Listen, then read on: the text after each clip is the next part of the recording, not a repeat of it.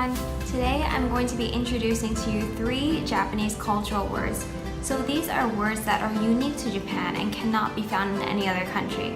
So without further ado, let's take a look at our first word.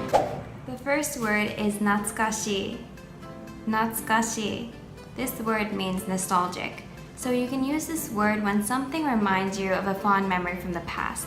So for example, if you visit your supermarket and you find your favorite snack from your childhood, you could say Natsukashii ne.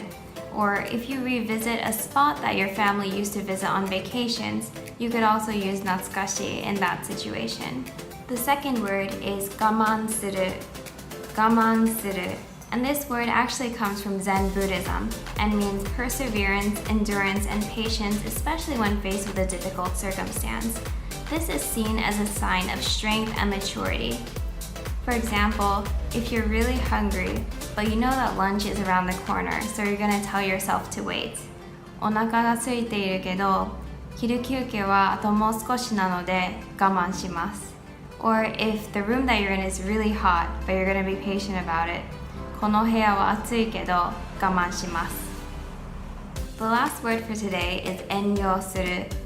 Enryo suru, which means restraining words or actions towards others. If you're invited to someone's house over dinner, the host will probably say to you, 遠慮しないでください, which means please eat as much as you want. Please don't restrain yourself. There are some areas in Japan where you're not allowed to smoke, so there might be a sign or an announcement that says, おタバコはご遠慮ください. おタバコはご遠慮ください. While you're on the train, there might be an announcement that comes on that says, 車内での通話はご遠慮ください. 車内での通話はご遠慮ください, which means please refrain from speaking on the phone while you're on the train. So those are all the words that I have for you today. If you have any questions, please feel free to include them in the comments below. And if you enjoyed this video, please be sure to give it a thumbs up. Thank you so much for watching, and I'll see you next time. Bye!